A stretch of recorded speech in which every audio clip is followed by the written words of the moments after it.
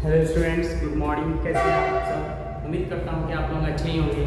आज मैं लेक्चर 7 लेकर आया हूं, जो कि आपके सामने बोर्ड पर क्लास 11 एनुअल एग्जामिनेशन 2024 के क्वेश्चन को मैं सॉल्व करते आ रहा हूं। ठीक है, तो आज लेक्चर 7 में क्वेश्चन नंबर 41 को देखेंगे। ठीक है, तो क्वेश्चन 40 नंबर 1 क्या कह रहा है? तो find the value of imaginary part of -3 - 4i।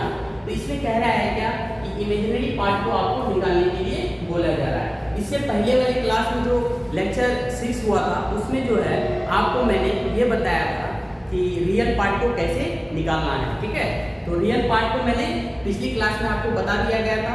आज मैं इमेजिनरी पार्ट के बारे में चर्चा करूंगा। ठीक है, तो देखते हैं इमेजिनरी पार्ट को कैसे निकालते हैं। ठीक है, तो उससे पहले मैं पहले ये जानना चाहता हूँ कि हमारा जो इमेजिनरी पार्ट निकलता है वो कैसे निकलता है। तो वी नो दैट, हम लोग जानते हैं कि a प्लस आई बी के फॉर्मेट को जो है इसमें हम देखेंगे कि ये जो है हमारा रियल पार्ट है और आई फॉर इमेजिनरी पार्ट। ठीक है, तो इमेजिनरी के साथ में जो भी आपका अगर कोई भी वेरिएबल रहता है तो वो आपका इमेजिनरी पार्ट कहलाता है। ठीक है, तो आप देखेंगे यहाँ पर रियल पार्ट जो है आपका क्या हो गया, आपका रियल पार्ट ए हो गया, और उसके बाद जो है इमेजिनरी पार्ट जो होगा वो आपका आई के साथ में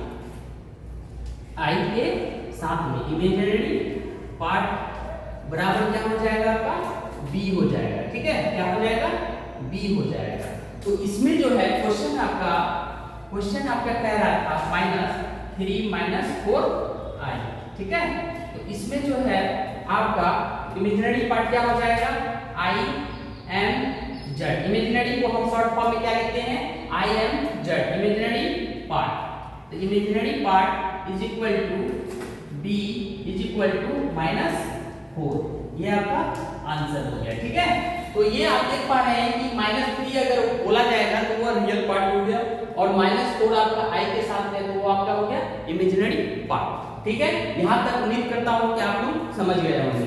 यदि अगर कोई भी प्रॉब्लम हो अगर समझने में, तो हमारे YouTube channel concept maths by Rajesh sir के YouTube चैनल में जाकर कमेंट करेंगे कि आपको क्या प्रॉब्लम हो रहा है, कहाँ पर क्वेश्चन को समझने में प्रॉब्लम हो रही है। ठीक है, यदि अगर आपको प्रॉब्लम होती है तो मैं कोशिश करूंगा कि अगले सेशन में जो भी डाउट रहेगा उस डाउट को मैं क्लियर कंसेप्ट के साथ मैं बताने का प्रयास करूंगा। ठीक है, तो चलिए देखते हैं क्वेश्चन नंबर 42 को देखते हैं। ठीक है,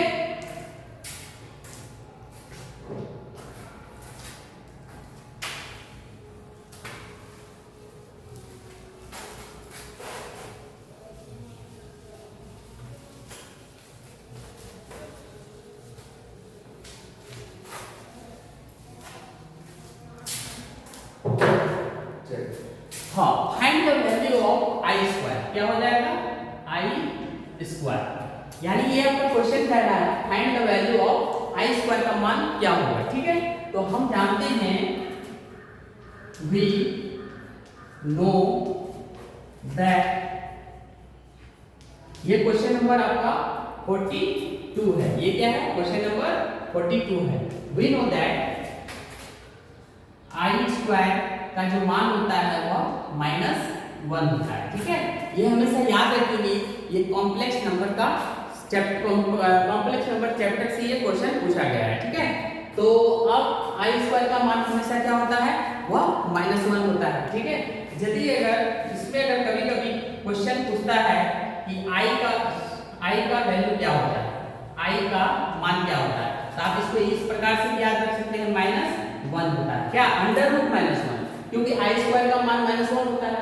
तो आई को जब रखेंगे तो ये स्क्वायर आपका क्या कर देता है, अंडर रूट हो जाता है, वो √-1 हो जाएगा। ठीक है, तो कभी कभी एग्जाम में आई स्क्वायर पूछता है, कभी कभी एग्जाम में आपका क्या पूछता है, आई पूछता है। अगर आई स्क्वायर पूछेगा तो -1 बोलेंगे, आई का वैल्यू केवल पूछेगा तो √-1 होता है। ठीक है, यहाँ तक क्लियर है। तो हम आगे के क्वेश्चन 43 को देखते हैं।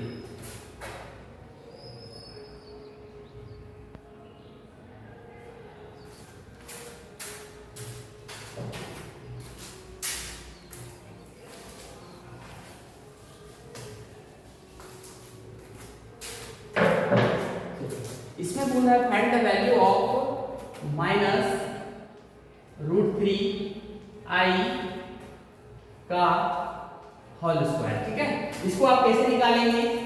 वैल्यू निकालने के लिए बोला जा रहा है माइनस √3i का होल स्क्वायर। तो सबसे पहले क्या करेंगे, माइनस पे पावर स्क्वायर है तो माइनस आपका समाप्त हो जाएगा। क्यों समाप्त होगा? याद रखना है माइनस पे अगर पावर इवन नंबर रहे, इवन का मतलब हो गया आपका 2, 4, 6, 8, 10 कोई भी चीज रहे, तो याद रखना है कि माइनस पे पावर अगर इवन होता है तो माइनस आपका क्या हो जाता है? समाप्त हो जाता है। अब रही बात माइनस पॉजिटिव हो गया तो पॉजिटिव को लिख सकते हैं, नहीं भी लिख सकते हैं। ठीक है, कोई दिक्कत नहीं है। अब यहाँ √3 पे पावर स्क्वायर है तो याद रखना है कि यदि रूट पे पावर स्क्वायर रहता है तो आपका रूट समाप्त हो जाता है, यानी 3 इंटू। अब देखिए बारी बारी से सबके स्क्वायर दे रहे हैं। ठीक है, i पे स्क्वायर है तो i स्क्वायर लिख देंगे हम। ठीक है, अब देखिए 3 इंटू i स्क्वायर का मान अभी मैंने क्वेश्चन नंबर 42 में बताया था, i स्क्वायर का मान कितना होता है? -1 होता है। ठीक है, तो -1 तो यहाँ क्या हो जाएगा आपका 3 इंटू -1 -3 आंसर हो जाएगा। तो इस टाइप से भी क्वेश्चन को पूछा जाता है। ठीक है, चलिए क्वेश्चन नंबर हम 44 देखते हैं।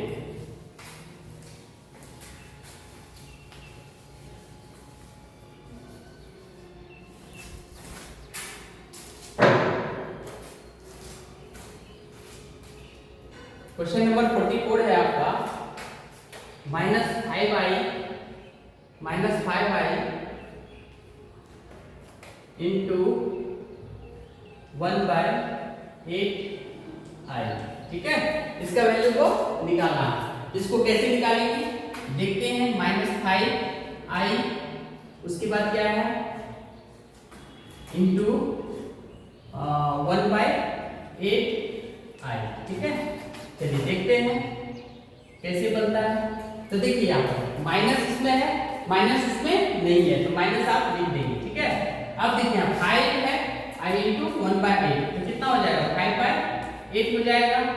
इंटू याद रखेंगे ये i है फिर इंटू i है तो क्या हो जाएगा आपका? i स्क्वायर हो जाएगा। ठीक है, तो ये -5/8 इंटू i स्क्वायर का मान कितना होता है? -1 अभी मैंने बताया था। उसके बाद देखेंगे माइनस माइनस क्या हो जाता है? प्लस तो 5/8 इंटू 1 कितना हो जाएगा? 5/8 आंसर हो जाएगा। ठीक है, यहाँ तक क्लियर है। तो क्वेश्चन नंबर आज इस सेशन का लास्ट क्वेश्चन देखता हूं मैं, क्वेश्चन नंबर 45।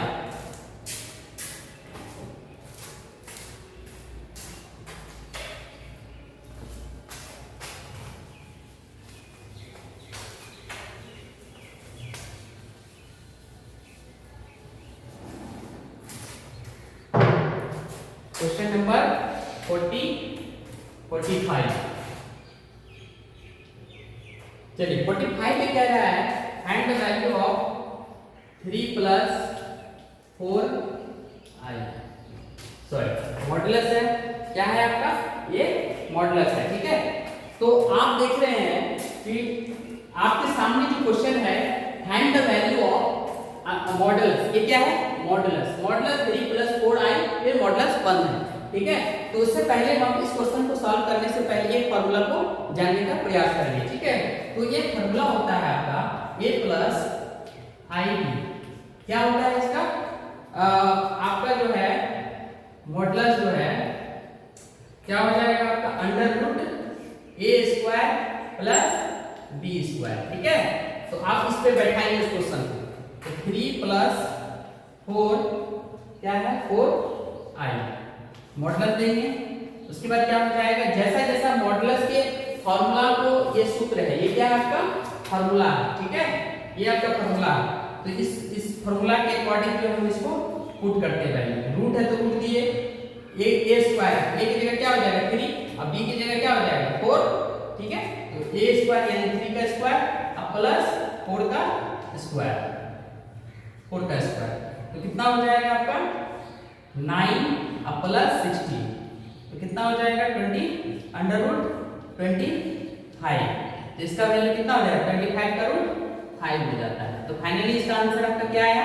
5 आया। ठीक है, इस टाइप से क्वेश्चन अगर 3+4 आई है, अगर यहाँ पर आपका जो है अगर मान लेते हैं कुछ भी डिजिट को दे सकता है, ठीक है, तो आपको बनाना है इसी फॉर्मूला के अकॉर्डिंग, ठीक है। जब भी क्वेश्चन को सॉल्व करेंगे तो इस टाइप के जो क्वेश्चन है आपको एक कॉम्प्लेक्स नंबर से पूछा गया है, ठीक है। तो कॉम्प्लेक्स नंबर को देखते हुए इस फॉर्मूला का प्रयोग करते हुए हम इस टाइप के क्वेश्चन को सॉल्व करने का प्रयास करेंगे, ठीक है। तो आज मैं अपने सेशन को यही एंड करने जा रहा हूँ, ठीक है। तो अब हम नेक्स्ट सेशन जो होगा आपका, यानी नेक्स्ट जो लेक्चर होगा हुआ लेक्चर 8 जो होगा हुआ आपका क्वेश्चन नंबर 46 से मैं आगे देखूंगा, ठीक है। तो थैंक यू सो मच।